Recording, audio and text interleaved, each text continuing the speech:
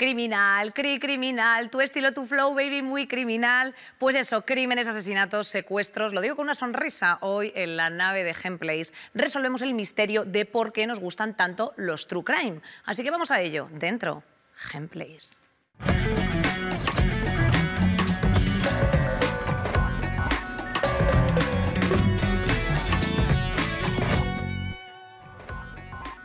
Pues nada, querida, aquí estamos rodeados de investigadores, de periodistas y también fans y consumidores y creadores de este maravilloso género que nos acompaña, el true crime. Claro, porque ha florecido este auge en los últimos tiempos de consumo, como precisamente espectadores, cómo nos hace sentir todo esto. Hay una parte en la que, bueno, pues la ética también está en tela de juicio. Para ello, pues nos hemos rodeado de una mesa fantástica que nos acompaña en la tarde de hoy. A mi izquierda tengo a Silvia Ortiz, ella es periodista, cofundadora del podcast Terrores Nocturnos. Silvia, ¿cómo estás? Muy bien, muchas gracias, Inés. Oye, ¿cuántas temporadas lleváis ya de Terrores? Llevamos 4 temporadas. Eso es un rato, ¿eh? 3 añitos. 3 añitos, entiendo que investigando, poniendo en agenda pública, en agenda de podcast, que eso es duro, muy difícil. Efectivamente, cosas muy interesantes. Yo escuché uno vuestro que me gustó mucho, que fue el de los bebés robados. Está muy bien. Que también tiene mucho dato y además que lo ficcionáis, o sea, que se hace atractivo. ¿Tú eras fan ya del true crime antes? Yo era fan del true crime desde siempre. De hecho, bueno, en el podcast Somos Dos, mi otra compi está más centrada en paranormal. A mí me encanta el true crime, es como mi punto fuerte. Y es que yo ya recuerdo cuando íbamos al cole, ¿no? Y te explican, en plan, lo primero, la Segunda Guerra Mundial.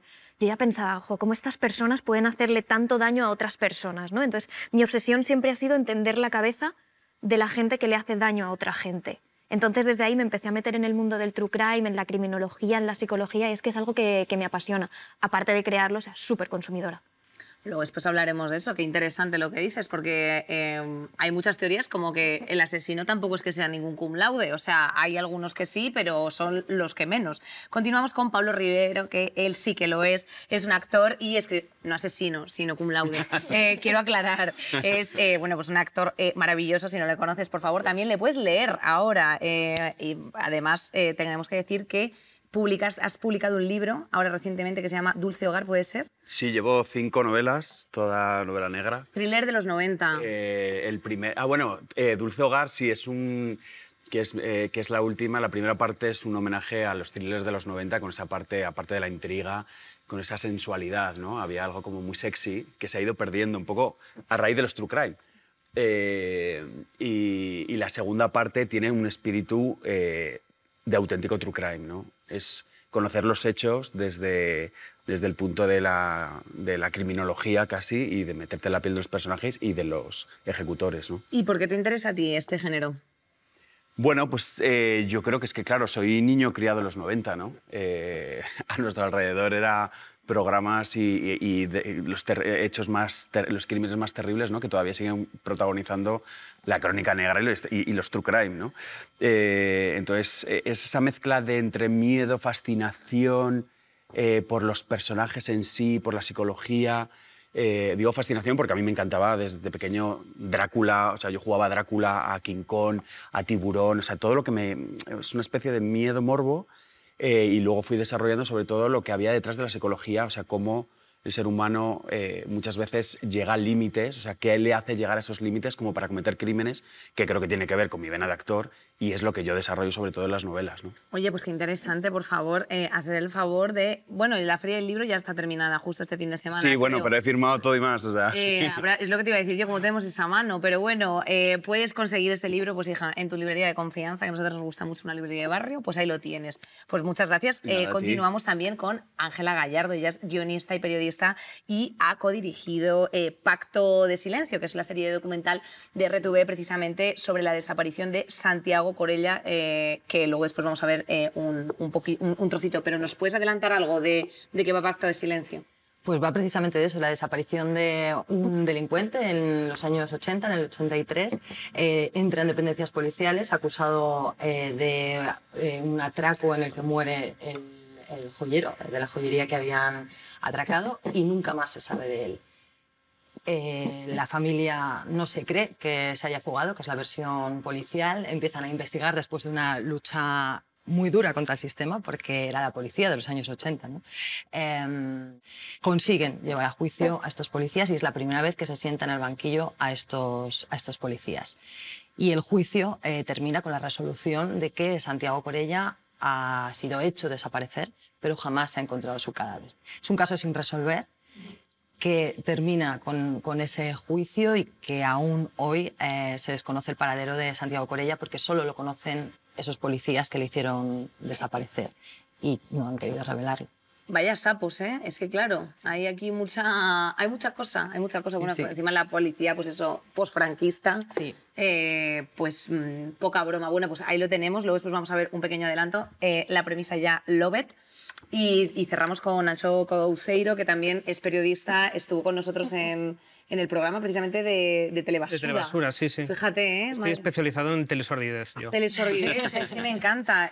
Además, eres crítico de televisión. ¿Cómo se puede ser crítico de televisión? ¿Cómo se puede ser crítico de televisión? Bueno, pues sobre todo intentando venderte a ti mismo como una persona que puede llegar a desentrañar el por qué la gente acaba enganchándose a cosas como estas, criminales, de corazones rotos, etcétera, pero en realidad es una pantomima. Yo no tengo ni idea de por qué. O sea, es... Anso, bien hecho. Claro. O sea, te lo digo. Fake it till you make it y todo esto. No, pero es que de algo hay que subsistir. O sea, quiero decirte, hay muchas cosas, hay muchas estafas piramidales. ¿Por qué no sostener esta? Y aquí no le haga daño a nadie. Así Exacto. que, y aquí estoy. Ahí lo tenemos. ¿Eres fan del True Crime un poquito? Soy fan. Lo que pasa es que es verdad que en los últimos 5 o 6 años, desde que... bueno, no 5 o 6, algo más, casi desde 10. Que se ha puesto de moda ya no te gusta. No desde que se ha puesto de moda, que esa sería una posición muy odiosa. No es tan odiosa la mía, creo, pero me asusta un poco el que cada vez haya más urgencia y sobre todo esta saturación absoluta. Incluso hay grandes autoridades del True Crime haciendo teleseries sobre casos demasiado recientes que me ponen un poco nervioso. Por el morbillo, ¿no? Por aprovechar ese momento de tirón de audiencia, por una cuestión de mercado. Ya creo que ya no es ni siquiera morbo, es de intentar copar oferta y competir con todas las plataformas que hay. O sea, cada 2x3 sale una plataforma nueva y cada plataforma tiene que tener su propia cuota de True Crime. No hay tantos crímenes, no hay tantos asesinos carismáticos. Bueno, bueno, carismáticos a lo mejor no tantos, pero te diré que asesinatos hay un huevo, ¿eh? O sea, eso nos sorprendería. Pero como siempre, querida, pues vamos a poner todo esto en un maravilloso enclave que es nuestro querido Vídeo al Efecto. Podcasts, series, películas, documentales... El True Crime está de moda. Traducido literalmente al español como crimen real, este género se centra en contar casos de asesinatos, secuestros, robos y otros delitos que han ocurrido de verdad. Con algunos de ellos practicó el canibalismo. Primero dijo que lo hizo como curiosidad y después se convirtió en una obsesión. Este fenómeno puede tener un efecto poderoso en la forma en la que percibimos el crimen y la justicia, ya que nos invita a reflexionar sobre temas como la violencia, la psicología criminal y el funcionamiento del sistema judicial.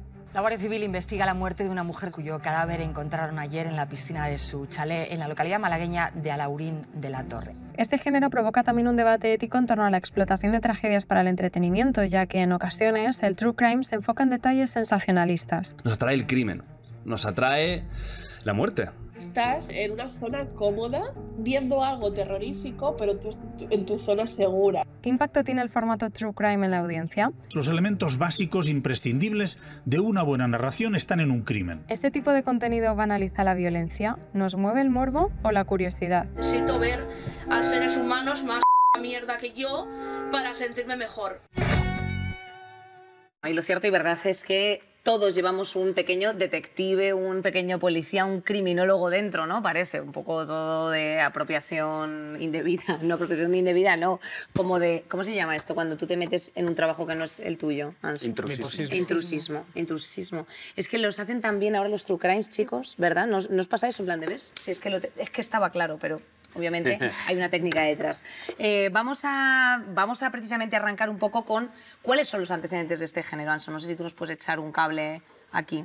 Yo diría que realmente la fascinación por el true crime es tan vieja como la prensa escrita, porque el propio género, a pesar de que haya derivado también al cine, está muy ligado con el propio periodismo, es decir, con contar algo, hechos reales, que tengan un cierto appeal narrativo para el público.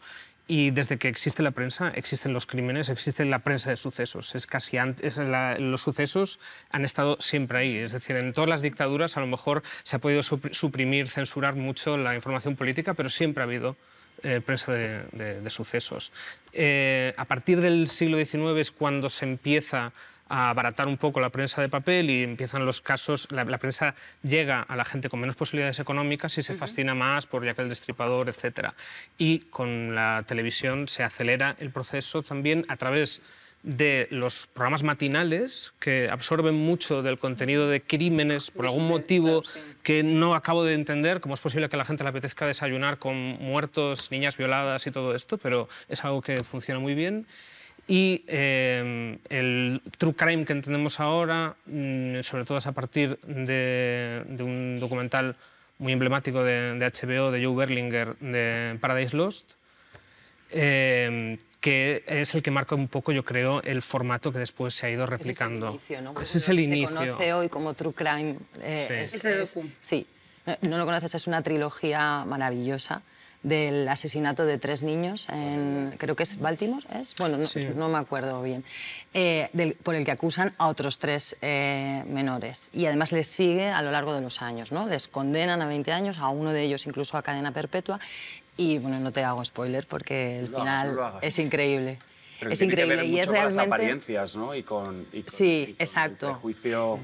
Claro. Porque ellos son como siniestros y tal, y entonces... Claro, es lo interesante del true crime al final, todos esos giros de guión, ¿no? Sí, el falso culpable que no es culpable, el que parece que es el culpable y que no es culpable. Y que se retrata mucho a la sociedad, por supuesto, los prejuicios y una época en concreto. El contexto social, estos escuchaban Metallica y ya se les consideraba satánicos, ¿no? Entonces, claro, ellos ¿no? tenían que haber sido ellos. Pero ese sí que es verdad, esta referencia que es como yo creo el origen del true crime como se conoce en la actualidad. Yo creo que en España hay un antecedente muy español, muy nuestro, ¿no? Y es, claro, como ha dicho Ancho, cuando estaba la dictadura franquista, la información política estaba muy censurada, pero sin embargo había periódicos, o sea, yo quiero destacar el caso estaba leidísimo, contaba unos crímenes súper sórdidos, llegaba siempre al fondo de la cuestión, o sea, es imposible saber cómo se enteraban de todo. Y yo creo que desde ahí, claro, son 40 años de no recibir información política o recibir información política solo de una parte, ¿no? Entonces la gente se metía al true crime y yo creo que en esos resquicios de la dictadura reside lo que dice Ancho de, jolín, porque los españoles nos despertamos y vemos quemados y asesinados. Yo creo que viene de ahí, de que llevamos muchos años leyendo true crime, casos reales. ¿Qué dudas éticas plantea consumir true crime, Ancho? Bueno, las plantea todas desde el momento en que seguramente no hay nada más escabroso a nivel periodístico, por ejemplo, que seguir día a día un caso que está abierto. Estos días, aparte, ha salido una noticia de un niño que fue secuestrado y que sus padres hicieron una conexión en directo con un programa de tarde aquí en España, y un periodista que es conocido por tener buenas fuentes policiales reveló en directo, por ejemplo, que el asesino lo tenían más o menos localizado por una tablet. Los padres se enteran en ese momento en directo de este caso y se desarma. Se puede cargar la detención del tío. Esto no es el género, pero... ¿Cómo se hace, esto... Sí, pero también siento que es verdad que el true crime es muy sano de hacerlo. Primero porque se levantan un poco las desvergüenzas del sistema judicial, del sistema de investigación, del sistema policial que tenemos nosotros en Estados Unidos también. Pero aparte también puede llevar a que se resuelvan casos. O sea, hace no tanto, me refiero a hace un mes, se encontró a una niña que había sido secuestrada durante 9 años gracias a que salió su foto en una serie en Unsolved Mysteries. Eso y Carles Porta ha ayudado. Lo que pasa es que sano. También depende de cómo lo hagas. Claro. Porque también yo al final, el true crime, o sea, ¿cuál es el perfecto? El que tiene mayores posibilidades. Yo como autor, lo que son las posibilidades y cómo las ordenes y cómo cuentes la historia. Y depende de cómo cuentes una historia, ahí está la ética, ¿no? Desde dónde lo cuentas, cuántos sospechosos o desde a quién señalas. Y ahí está la responsabilidad, porque yo también he visto muchos true crime que omiten un montón de cosas, ¿no? Entonces dices, a lo mejor no es morboso, pero sí está manipulando de alguna manera, porque omitiendo cosas, lo que tú estás haciendo es un relato de los hechos que te lleva a opinar de un tema. Entonces es muy ambiguo, ¿no? Claro. Porque yo creo que a todos los consumidores de true crime hay algo que queremos informarnos, hay algo como la necesidad de saber. está la parte del detective, de que todos queremos ser detectives y tal, y luego hay una parte de morbo. Por eso yo creo que sí que hay una manera de hacer bien las cosas con el true crime, o sea que no sí, pero que a veces parece que están bien hechos y que son los tal, y luego los ves y dices, pero si están fallando. Anso, ¿qué quieres decir? No, yo no quiero ser nada curilla con esto, porque puede haberlo parecido cuando he hablado del morbo. Seguramente soy la persona que tiene menos reparos morales a la hora de poder disfrutar y focilarme como un gorrino en toda esta miseria que muchas veces nos ofrecen los true crimes. Pero también creo que hay a la hora de, por ejemplo, llegar a adjetivar un buen true crime, un mal true crime, esos que son perfectamente conscientes de cuál es la forma adecuada para no parecer morbosos, pero al mismo tiempo lo están siendo, eso yo me saco el sombrero. Pero al mismo tiempo hay algo que me late dentro. Hay un documental maravilloso, está en Netflix, Abducted in Plain Sight, que es un caso tan rocambolesco, tan escabroso, de dos padres que de alguna forma acaban dejando que su hija menor de edad acabe siendo víctima de un vecino pedófilo. Lo que he terminado hoy de ver. Pues, sí, es que yo los nombres soy muy malo. Es flipante, yo lo veo para construir personajes, pero es que si tú escribes eso no se lo creen. Claro, pero es que el propio caso, es decir, cuando hablamos de, por ejemplo, Staircase o Paradise Lost, y decimos, estos son de verdad los referentes porque nos permiten ver una fotografía de más allá de una sociedad, de cuáles eran los prejuicios en esta época, en este espacio, en este tiempo. En este documental en concreto no te habla tanto de una fotografía como de un caso que de por sí es muy escabroso. Pero el documental está hecho con muy buen gusto y te llega a engañar y hasta pasadas unas cuantas horas de haberlo visto no te das cuenta de que realmente lo que te ha ofrecido es simplemente el morbo de una historia tan escabrosa que dices, pero ¿cómo es un relato, es como si fueras una peli, pero claro, de verdad, pero no es escabroso, o sea, no se mete. Yo creo que Staircase lo que tiene, sobre todo, es que tiene todo el material, igual que vosotros tenéis todas las imágenes del juicio, es que tú vas de la mano con el tipo. Sí. Pero es que tú decías ahora una cosa muy curiosa, pero es que eso lo escribes y nadie se lo cree. Nadie se lo cree, la realidad es la ficción. Claro, las historias reales es otra de las cosas, de las claves del true crime. Pues vamos con ella. Real. Vamos a ver un poquito de Pacto de Silencio y a la vuelta precisamente recogemos cómo es hablar con todas las víctimas y con todas las, bueno, pues un poco todo el entorno precisamente para escribir esto. Hoy se ha iniciado en la Audiencia de Madrid el juicio contra un comisario y 6 inspectores de policía acusados de la desaparición de Santiago Corella, conocido como el Nani. Eran años duros, eran años difíciles. Yo siempre pensé que lo habían matado, lo que pasa es que el cadáver no aparecía. ¿Usted cree que con el fango que hay saldría un cuerpo a flote si lo hubieran tirado? Sí. Si no aparece su cadáver, ¿cómo se dice que se le fue la mano? ¿Usted cree posible que lo podían haber sacado muerto? Yo cogí, me lavé las manos y me fui. Ya se cuidaron muy mucho de que no pudiera haber nadie que supiera dónde está. Evidentemente ha habido un pacto de silencio que mantienen. La ley del silencio en un cuerpo disciplinado, armado y jerarquizado.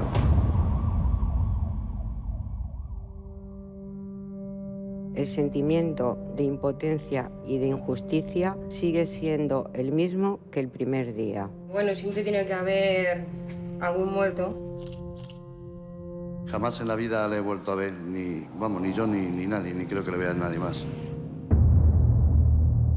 Uno de los 3 detenidos en un momento determinado me dice que él me va a contar la verdad. Se oía decir, Nani canta, ¿dónde está el oro? ¿Dónde está el oro? Matar, ile. ¿Y dónde está el oro? ¿Y dónde está el oro? Vamos. Junto a Nani podría haber más gente enterrada, delincuentes, posiblemente algún joyero también. 4 policías acusados de preparar el atraco contra un taller en relación con el asalto a la sucursal del Banesto y de quedarse supuestamente con parte del botín después. Jaime Mesía Figueroa, relacionado con la desaparición de Santiago Corella, el Nani. El verdadero paradero del cuerpo de Santiago Corella lo conocen muy pocas personas. Nunca se buscó al Nani. Se declara concluso el juicio para sentencia. Se abajo en la sala. ¿Aclararse todo? Aquí no se aclara en este país nada. Pacto de Silencio, que lo tenéis en RTV Play. haz el favor de descargarte esa aplicación que es gratuita, cariño.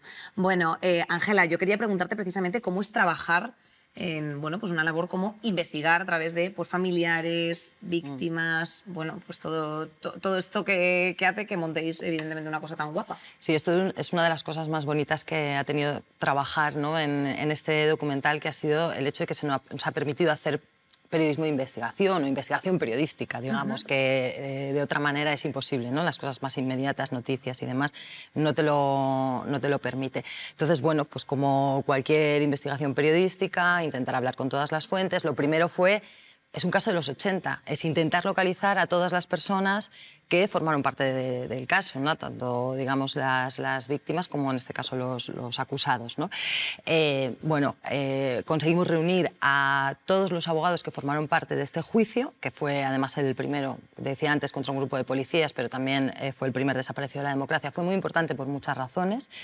Y también intentar hablar con la familia, ¿no? de Santiago Corella, que son las verdaderas víctimas de este caso y que son los que permitieron que este caso llegara a ser juzgado y que además consiguieron con este juicio que se avanzara mucho en derechos democráticos en este país. A raíz de este juicio desaparecen, no sé si del todo, pero en gran medida, las torturas en las dependencias policiales, desaparece la aplicación de la ley antiterrorista a delincuentes comunes, o sea, le debemos mucho, ¿no? a estas personas.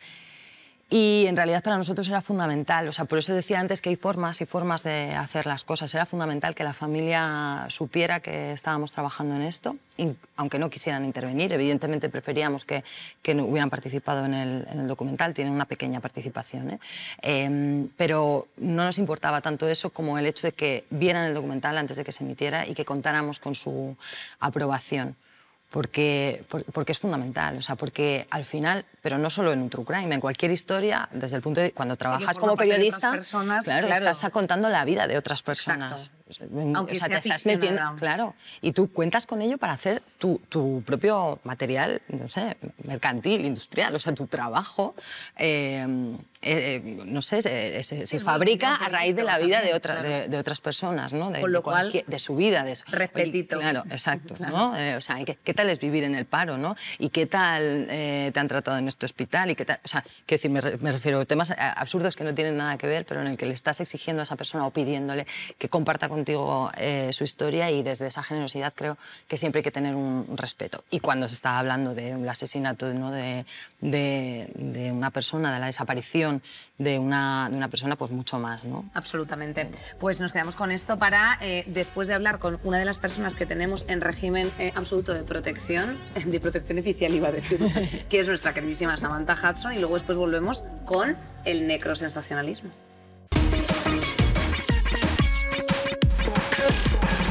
Pues bien, te lo estaba anticipando nuestra cabecera querida. En el programa de protección de princesas, hoy Samantha Hudson. Samantha, ¿cómo estás, querida? Extasiada, muy contenta. ¿Estás muy contenta? ¿Te hace muchísima ilusión este tema? Sí, bueno, en general estoy contenta, pero me encanta mi trabajo. Vale. Compañera, vamos allá. ¿Qué cuento nos has traído hoy? Que ya sabes que nos encantan las fábulas. Coméntanoslo todo, por favor. Pues esta fábula es fabulosa y es Hansel y Gretel. Vale, Hansel y Gretel me encanta. Ya, son como dos gays que se parecen mucho y salen juntos. O dos lesbianas. Es lo mismo. ¿Sí? Vale. El espectro del género llega un momento en el que se diluye. Muy bien. El caso es que eras una vez una pareja de hermanos llamados Hansel y Gretel. Vivían en una pequeña casa en el bosque con su padre, que era leñador, y con su madrastra. La familia pasaba por tiempos difíciles y muchos días no tenían suficiente comida para todos. La madrastra, que era mala y egoísta, habló con su esposo y le convenció para abandonar a los pequeños cerca del pueblo y no tener que mantenerlos. Yo me pregunto, ¿eran mala y egoísta o simplemente verbalizo en alto sus pensamientos intrusivos? Porque yo en algún viaje en ave he de reconocer que he pensado cosas mucho más macabras. De los niños, digo. En fin, así dijo, solo tendrían que ocuparse de sí mismos. Me parece una chica coherente, la verdad. La verdad. Los dos niños escucharon aquella conversación. Gretel empezó a llorar y Hansel se puso a consolarla y a pensar un plan. Al amanecer, la malvada madrastra le despertó a gritos y les hizo vestirse rápido para ir al mercado a comprar alimentos. Les dio a los pequeños un trozo de pan y los tres emprendieron el camino. Gretel guardó el pan en su delantal y Hansel puso el suyo en el bolsillo del abrigo y los desmenuzó en secreto. Con cada paso que daba, Hansel iba arrojando las migas de pan por el camino. «Esperadme aquí, ahora vengo», dijo la madrastra cuando se encontraban en medio del bosque. Sin embargo, pasaron las horas y nunca apareció. Cuando se dieron cuenta de que la madrastra no volvía, intentaron seguir el camino de migas de pan para volver a casa, pero las aves del bosque se habían comido. Ya. A ver. Me gusta mucho en los cuentos siempre la distribución urbanística, porque da la sensación de que no han edificado nada. Todo, siempre hay un bosque, ¿no? Para llegar al castillo hay un bosque. Para llegar a la casa de la abuela hay un bosque. Para ir al supermercado hay un bosque. Sí, y además es un bosque, un poco es el Amazonas realmente, o sea, son hectáreas en las que de pronto accedes y ya no sabes cómo salir. Hay de todo, un lobo feroz, una casa con enanos, es impresionante, es como, me parece muy eco-friendly, realmente es una aldea hippie, respetan mucho el medio ambiente y sobre todo a la gente que vive en el bosque. Es Cristiania, pero en bosque, exacto. A ver, también te digo una cosa, vaya lección de autosuficiencia que le están dando a Hansel y Gretel. Sí. A mí no me parece nada que no haya hecho hermano mayor. Entonces, quiero decirte... ¿Te imaginas que le da Pedro Aguado a Dakota unos grisinis para volver a casa y la suelta en medio del sonar? Y dice, vuelve a casa ahora si tienes coño. Dorganda del Rey, vuélvete a tu casa, guapa. Tras muchos días vagando por el bosque, los niños encontraron una casita hecha con pan de jengibre y chocolate. ¡Ñam! Se acercaron a la casa y de repente la puerta se abrió y apareció una anciana. Tan típico. Hansel y Gretel estaban muy asustados, pero la señora les calmó y les invitó a pasar dentro. Fue muy hospitalaria, les dio mantas, les hizo la cena y les ofreció 2 camas para descansar, o sea, un Airbnb. Sin embargo, la amable anciana era en realidad una bruja que usaba su casa para atrapar a niños, convertirlos en muñecos de jengibre y comérselos. Joder. Literalmente la academia de OT. Pero el jengibre del que se habla en los cuentos... No es, o sea, es una paradoja de Noemí Galera. Es una paradoja de la Tusi. Pero, era la Zoe, estaba la Purgang en esa casa. Efectivamente, luego grabaron un videoclip de trap, pero a primera hora de la mañana la bruja encerró a Hansel en una jaula mientras dormía. Durante varias semanas intentó cebarlo para que engordase. Es que es todo... Me estoy imaginando a Ana Guerra en una jaula. Sí, ¿verdad? Y que la tiran como un aranque. Para afuera lo malo, no. Y le van tirando doritos de pronto. No, están procesados. No quiero. Es malo vocalmente. Durante varias semanas intentó cebarlo para que engordase, mientras Gretel tenía que ayudar a la bruja en todo lo que le pedía. Un día la bruja le dijo a Gretel, ayúdame a preparar el horno, voy a convertir tu hermano en un muñeco de jengibre. Joder. Gretel lloró, pero no tuvo más remedio que hacer lo que le ordenaba, obvio. Cuando la niña encendió el fuego del horno, la bruja le dijo, métete dentro y mira si el horno está lo suficientemente caliente. Yo en MasterChef. En el momento que Gretel estuviera dentro, la bruja pensaba cerrar el horno y convertirla en una muñeca de jengibre. Pero Gretel, que era una chica muy lista, se dio cuenta de cuáles eran sus intenciones y le dijo, no sé hacerlo, ¿cómo entro al horno? Si no quieres hacer algo, tienes que fingir que eres tonta y hacerlo mal. Y así nunca te lo volverán a pedir. O hacerte la muerta. También funciona muy bien, sobre todo en el mundo animal. La puerta es lo suficientemente grande. Mírame entrar a mí, dijo la bruja. Muy molesta. Estaba harta ya de dar explicaciones. La bruja entró en el horno y Gretel, sin pensarlo, cerró la puerta. La puso en marcha y la malvada bruja acabó convirtiéndose en una muñeca de jengibre. Gretel liberó a Hansel de su jaula y una vez fuera de peligro, recorrieron la casa y encontraron un cajón donde había varias joyas y piedras preciosas. Se llenaron los bolsillos y huyeron de ahí. Hostia, tío. O sea, estos pequeños y simpáticos homicidas. Heavy. Claro, aquí era literalmente el Casper. O sea, llevándose los cuadros de las hermanas Koplovitz. Me encanta. Ah, creí que era una referencia al fantasma amigo. Yo también. Es una cosa más elevada. ¿os acordáis de cómo se llamaban los fantasmas que le acompañaban a Casper? No. ¿Cómo se llamaba? No tenía ¿Susto? Otro era Tofu, creo. Sí, y otro era Eura, Bits de... Tofu, Eura y Seitán. Efectivamente. Seitana.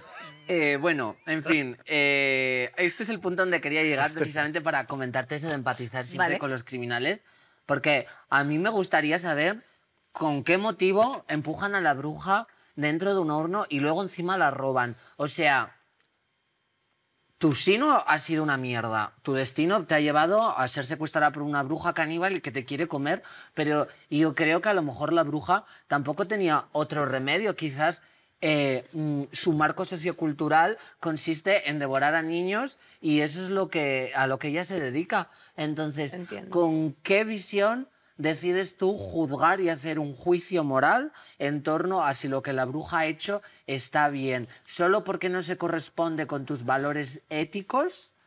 Me parece tricky. El caso es que luego felices recorrieron el bosque hasta que vieron a su padre en la distancia. Había vuelto a buscarlos y tanta era su pena que no quiso volver a saber nada de su malvada esposa. Hans se sacó las joyas de los bolsillos y dijo que no, decía, mira papá, somos ricas, está bueno, y vivieron felices para siempre. Esto me parece también fatal, porque vale, la madrastra...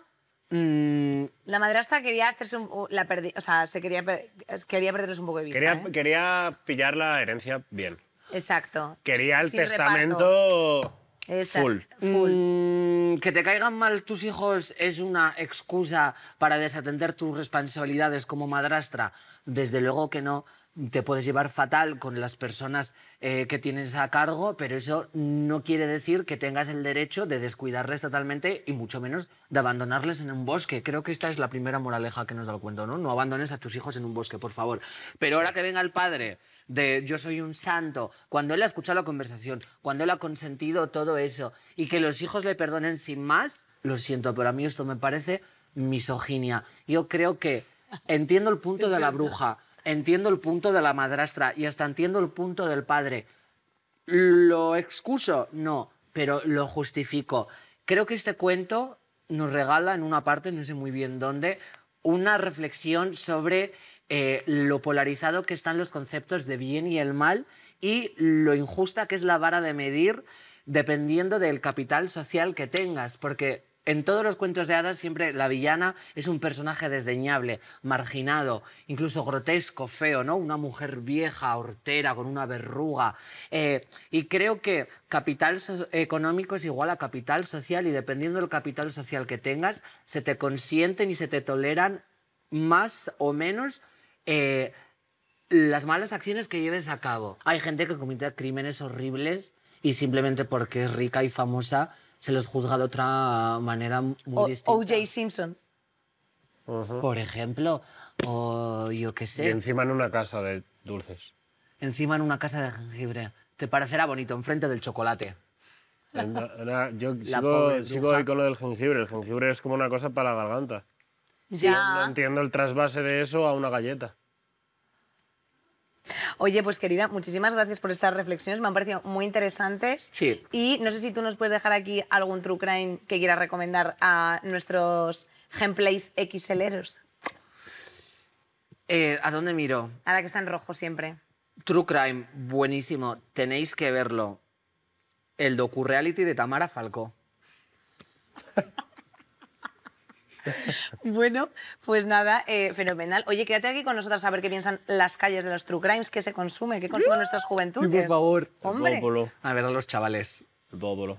Yo he visto alguna serie documental True Crime en Netflix, sobre todo de casos sin resolver. Bueno, veo el canal de YouTube de una chica que hace misterios, no me acuerdo de su nombre. Ayer vi El asesino de la baraja en RTVE, una plataforma de... genial, iba a decir otra cosa. Yo es que no soy de series ni documentales, así que no... Yo tampoco. He visto una serie de True Crime, la de Jeffrey Dahmer. A la gente le gusta el dolor ajeno. Sí, a mí también me gusta el dolor ajeno. Y el dolor propio también me gusta. Morbo, sin duda. Somos morbosos todos, o sea... Yo creo que es curiosidad, más que morbo, sí. Por ejemplo, cuando algún amigo te dice... estoy saliendo con una persona, tú dices, quiero verle la cara. Eso puede ser curiosidad o puede ser morbo. Yo pienso que es más morbo, ¿sabes? Y con los asesinatos más. Pues si yo fuera un asesino en serie la cagaría porque hay que ser muy inteligente para saber mentir bien y que no te pillen. En las entrevistas de después que te hacen en la comisaría no sería capaz de mantenerlo. Si estuviese enviando cartas bomba, por ejemplo, pondría mi casa para que me devolviesen la carta. Que alguien desde lejos me viese en la oscuridad, porque siempre te dejas algo, siempre, nunca confíes en ti mismo ni en los demás. Eso es lo que me dijo mi padre de pequeño.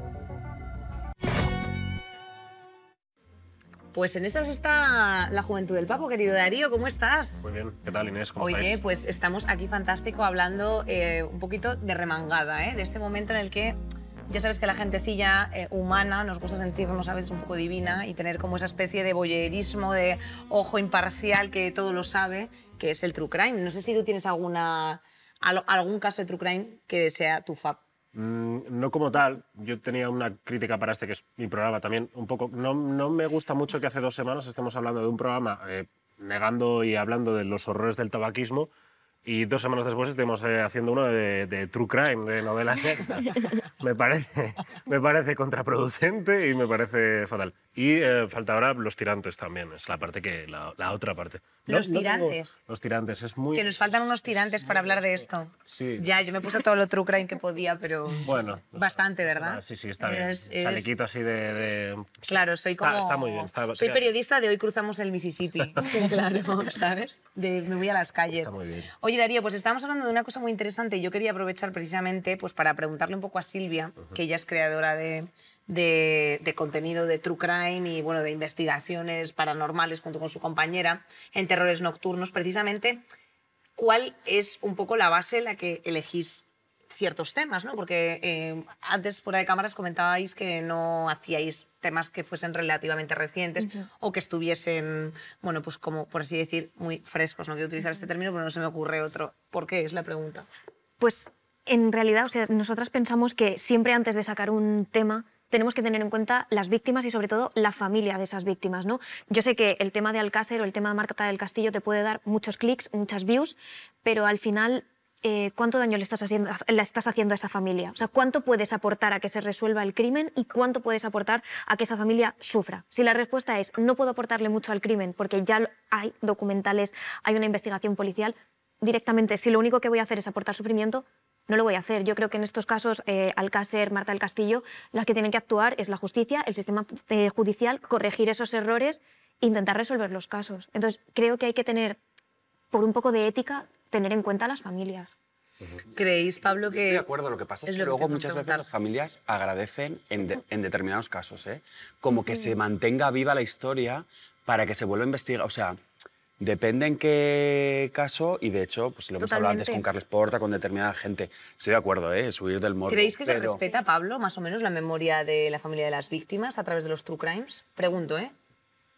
Yo he visto cosas espantosas claro. Y he visto otras en las que, pues, en el caso de Débora, no me recuerdo, de Justicia para Débora, en la que la hermana constantemente agradece y lo explica de una manera casi informativa y da todos los datos y agradece porque es una manera de que mucha gente que no es consciente esté apretando y esté haciendo, pues eso, mediante el Justicia para Débora, para que se llegue hasta el final, ¿no? Entonces, claro, pero... Se han reabierto casos también con muchos de estos. Pero ¿hasta qué punto es necesario? En el sentido de, ¿es necesario contar exactamente todas las torturas que sufrieron las niñas de Alcácer para que sus padres estén escuchando todo el rato cómo han sufrido sus hijas antes de fallecer? Yeah. Yo creo que no. No, pero por desgracia no hay una regla de oro en esto. Es decir, sí, seguramente a las víctimas hay que escucharlas siempre, pero no tengo tan claro que a las víctimas haya que hacerles caso siempre.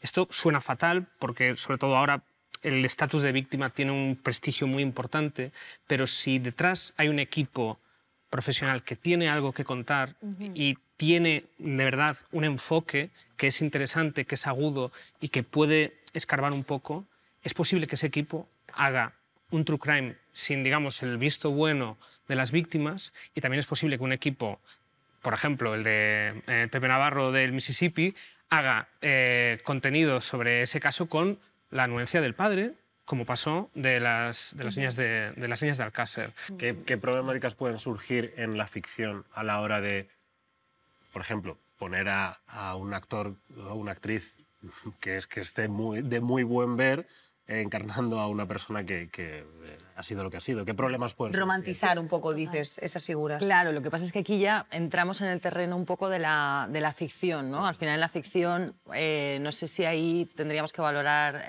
si hay ética o no, ¿no? Porque es ficción, o sea, es una licencia narrativa del propio creador, donde en realidad lo que puedes conseguir es que te guste más o que te guste menos, pero los límites éticos con historias historias reales, yo creo que pueden estar, es muy difícil establecerlos porque habría que ir a los casos concretos, pero pueden estar en el ser un poco fiel a los hechos, esto siempre, y luego los hechos más escabrosos, contarlos si es necesario, o sea, si te aportan cosas a la historia, ¿no? O sea, quiero decir, te ayudan a avanzar en la investigación. Yo creo que si ves un true crime y no te cuenta un poco, no te saca... Sí, a mí, por ejemplo, las recreaciones me espantan. Ya. Las recreaciones. Pero eso es como, me espanta. Yo pienso en esos actores y en ese, no, golpéalo porque le golpea. Y yo digo, madre mía, tienes que tener o sea, tienes que estar muy seguro de que fue así para filmarlo. O sea, a mí eso me parece... Las recreaciones tienen un punto muy cuarto milenio. En esos vídeos. Hay algunas que son inevitables porque no tienes otra... Y hay algunas que están bien hechas, ¿no? Que están hechas como finamente y tal. Claro, hay algunos planos de puertas que se cierran solas. Es mejor explicarlo, es mejor contarlo. Es que es difícil.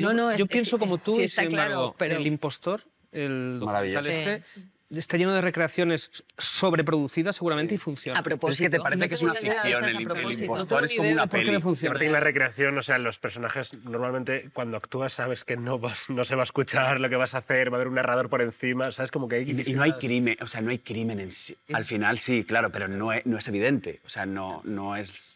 El que Silvia... O sea, yo quiero romper una lanza porque nosotros en Terrores sí recreamos. Es verdad que no es visual, es auditivo, es sonoro, ¿no? Pero nosotros hacemos recreaciones. Pero yo hablo de rodarlo, de ver el detalle. Se pueden hacer de forma muy digna. O sea, por ejemplo, yo recuerdo la que hicimos de BTK, tú tienes cortes de una de las víctimas que sobrevivió sobre cómo pasan las cosas, los cortes que da el propio BTK en su juicio, y tú puedes recrearlo perfectamente superponiendo la voz de uno y de otro y metiendo los detalles pues como si fueras un narrador. Entonces, quiero romper la lanza, se pueden hacer recreaciones dignas. Sonoras o ficciones que sean dignas. Yo en y verídicas. True Crime, cuando los veo, normalmente me cuesta ver algo que esté bien, ¿eh? O sea, soy muy así, a lo mejor soy muy exigente.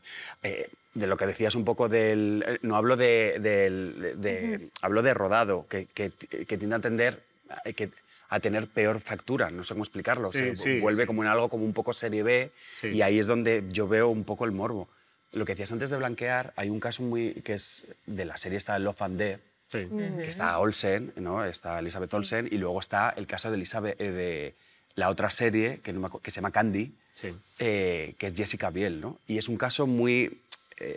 creo que se ve muy bien como en el caso de la serie de Elizabeth Olsen parece que estás viendo Mad Men y ella es mucho más guapa que la actriz, está colocada como un... o sea, tiene una cosa cool todo el rato, te encanta ella, y Jessica Biel sí sale con el look de la actriz, o sea, de la asesina real, y todo tiene un aire, es crudo, ¿no? Es casi Henry, retrato de un asesino. Que, por cierto, se va a estrenar también aquí en la plataforma.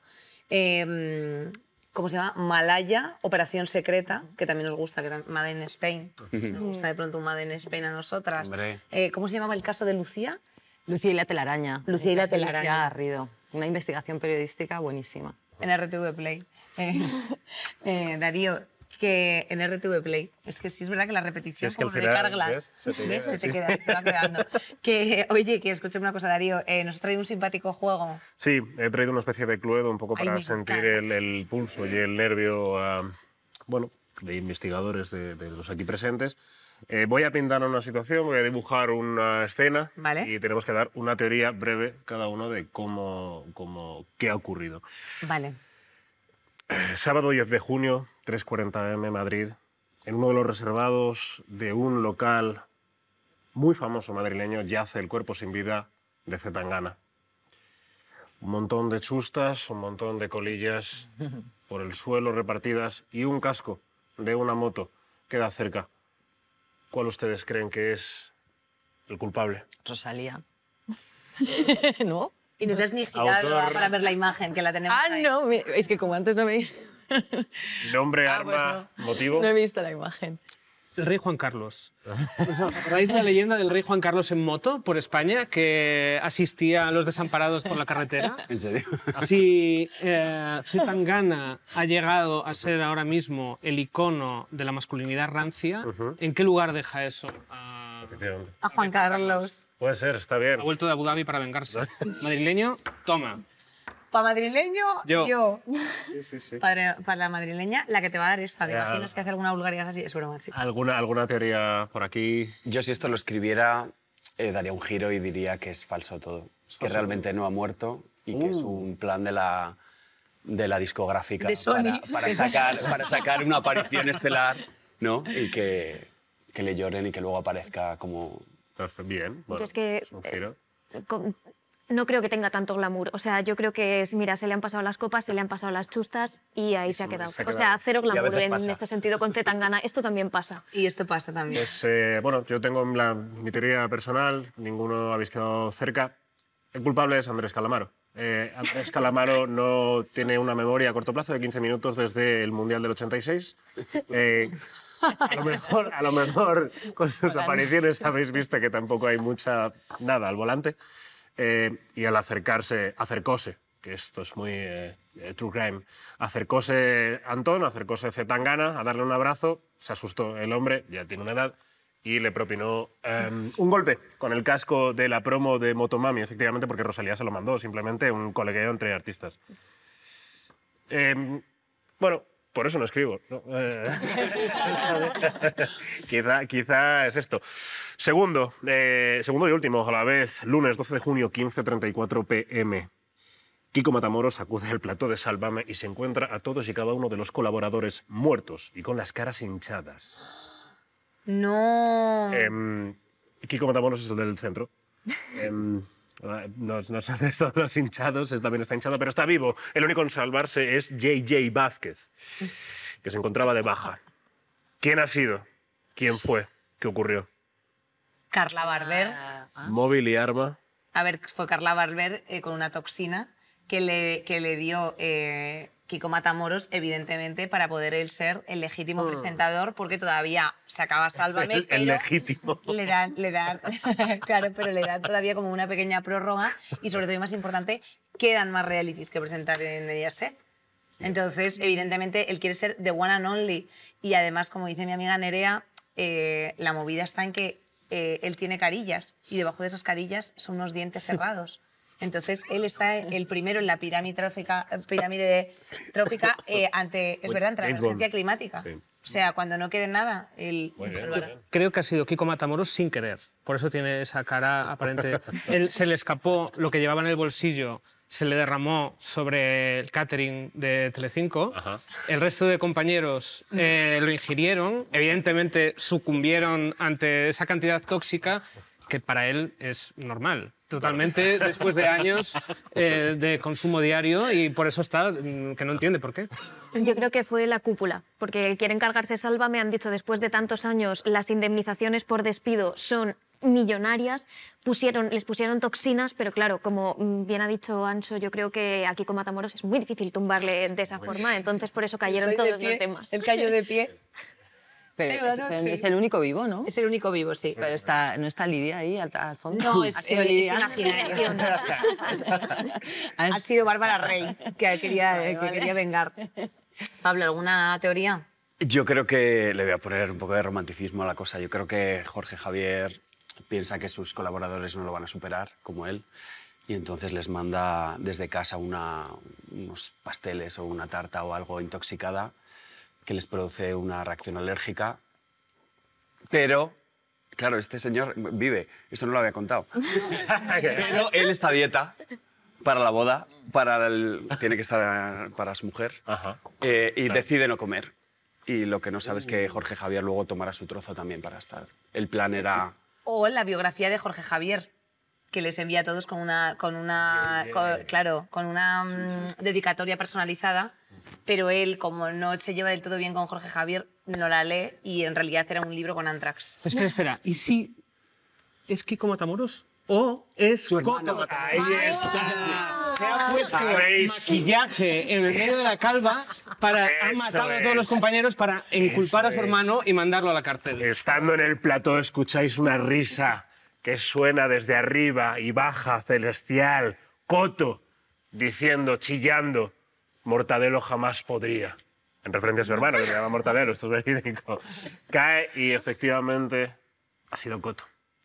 Todo este tiempo fue Coto. Fantástico. Sensacional. Oye, pues qué bien. Chicos, vamos a ir cerrando un poquito esta mesa, que yo sé que se nos han quedado muchas cosas así en los tinteros de las mentes criminales, pero bueno, ¿alguna recomendación, algún apunte que queráis hacer así de cierre? Silvia, empezamos contigo. ¿Alguna recomendación? ¿Alguna recomendación? Yo que escuchéis Terrores Nocturnos, el capítulo doble que tenemos sobre BTK es espectacular, y el de bebés robados también. Hablamos con víctimas de bebés robados y es súper duro. Se cuenta mucho el contexto del franquismo, que creo que es algo que hay que contar siempre. Entonces, esa es mi recomendación, ¿no? La autopromo, la promoción. No, pues es que me parece me parece fatal. ¿Cómo vas a hacer autopromo? Es que, en serio, o sea, favor. es que la gente viene... Y leer el libro de Pablo Rivero, que es espectacular también. Esas son mis recomendaciones. Y el documental de Ángela también. Y suscribiros a RTV Play. Bien jugado, la verdad. Es que con personas así, es que siempre se les va a quitar. Es que es ganarte el pase de oro, que diría Risto Mejide. Claro, pase de oro. Bueno, Pablo, ¿alguna recomendación? Algo que se nos haya quedado por contar, aparte de... No, mira, estás hablando de Play TV. Ahí hay un programa que también es como de True Crime y tal, que no sé de qué año, es del 2007. Es que no soy muy malo para los nombres. Iba a decir. Y también pues, hablan de la baraja, de tal, y no sé qué. Hacen las recreaciones que a mí no me gustan mucho, pero sin embargo hablan muchos estudiosos de cada tema, psicólogos, tal, hablan sobre los tipos de penas y demás, y es muy interesante. Está un poco antiguo de factura, porque debe ser eso de 2007, pero merece la pena. No recuerdo el nombre, pero vamos, si metes True Crime, casos o baraja o algo así, te sale. Yo recomiendo Pacto de Silencio. Sí, no me lo digas. De verdad. Porque además hay una sorpresa en este caso que realmente creo que sí que aporta al caso después de hace 40 años. Es un caso de hace 40 años, pero que está de plena actualidad porque ha estado sin resolver. Y como tú decías, en RTV Play hay muy buenos True Crimes para todos aquellos que quieran ver. Está El asesino de la baraja, está Lucía y la telaraña, está Pacto de Silencio, Sebastián Hermalaya. Bueno, quiero decir que hay para ver también True Crimes mucho más contenido, pero para todos aquellos fans del True Crime que se asomen a RTV Play, que es gratis. Anso. Yo voy a hacer un poco de trampa porque no es exactamente un True Crime, pero voy a recomendar The Nens, de Joaquín Jordà, que si uno de los atractivos que puede tener el True Crime es precisamente cuestionar cómo trabajan los medios sobre casos de crímenes, o cómo trabaja la policía, o cómo trabaja la justicia, en este documental se enseña pues, cómo una supuesta trama de pederastia serial en el Raval acabó pues, pudriendo un poco la temperatura mediática de la Barcelona posolímpica. ¿Y dónde está? Pues no sé dónde se puede ver, pero tiene una escena espectacular. El documental parte de un libro de Arcadi Espada, que contra lo que pueda parecer es muy bueno, el libro. Y el documental tiene, aparte, una escena espectacular de Arcadi Espada declarando en un juzgado, que, bueno, yo la dejo ahí para que alguien la pueda buscar en YouTube. No sé dónde se puede ver en su momento. Y unas recreaciones que vas a alucinar. Sí. No, de verdad, son... Darío, ¿tienes alguna recomendación? Bueno, recomendación, yo recomiendo escuchar, leer, ver todo lo que existe acerca del True Crime, que es mucho y muy variado, pero yo voy un paso más allá y yo abogo por la trucrimización de cosas que existen. Por ejemplo, ¿habéis visto esa maravillosa película de animación en la que los delirios macabros de un niño hace que juegue con sus juguetes mientras su familia intenta estreñir y meter en su habitación a una persona completamente loca? Estoy hablando de Toy Story. Pensad más allá, dadle una vuelta, porque todo es trucrimificable. Buah, absolutamente. Yo sí que voy a recomendar otro True Crime, que es el de Crímenes Crims, que está de Radio Cataluña con precisamente Telecinco, no, Movistar, efectivamente, y es muy interesante. Y se plantean muchas cuestiones que, como bien habíais apuntado antes, la perspectiva de género aquí juega también tremendo papel. En fin, querida, que también ya sabéis que en nuestra plataforma tenemos bien de contenidito, y además como lo pagamos todos, pues es efectivamente gratis, ahí, que nos gusta de pronto. Que nos sigáis en todas nuestras redes, que el jueves nos vemos con un poquito más de Gameplays XL, que ya sabéis que tenemos ahí nuestro varieté, nuestros focus, nuestras risas, y que nada, que se os quiere muchísimo, evidentemente. Ah, el mail, gameplays@rtv.es. Ay, gracias a los que habéis venido, claro, perdón. Joder. Estas cosas, chicos. Ya. Que si no, ten la pistola aquí debajo, chicos. Si desaparezco ya sabéis quién ha sido. Sí.